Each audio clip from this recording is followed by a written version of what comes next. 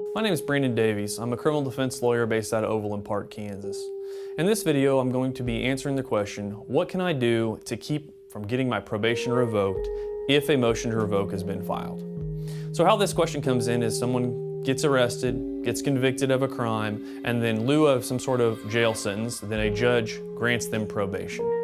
Then they're placed on probation, given the terms of probation, and then at some point they violate the terms of that agreement, or it's at least alleged that they violate the terms of the agreement. Now, when this happens, the state will file a motion to revoke the probation, or the city will file a motion to revoke the probation, and then you'll be brought before the judge and have to answer to the allegation.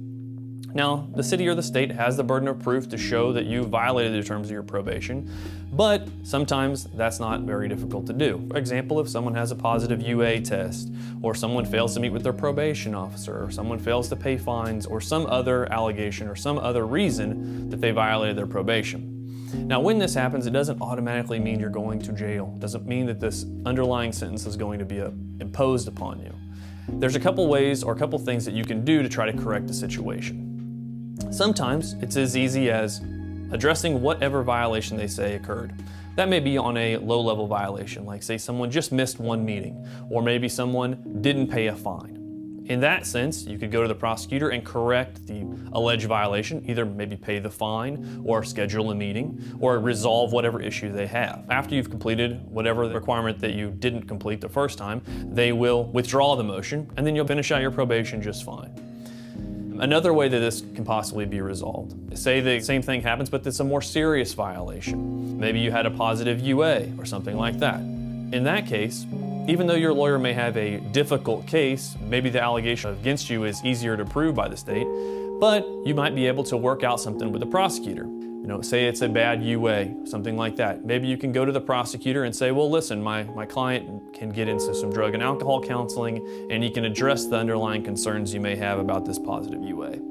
And the prosecutor may be able to withdraw the motion after you've completed that, or agree that if you stipulate, you would agree that you violated probation, that both your lawyer and the state's lawyer could make a joint recommendation to the judge that they reinstate your probation. Now, sometimes there's worse violations, or you have multiple violations. You have violations where you've had several bad UAs, or you've had a violation where you haven't showed up to meet your probation officer at all.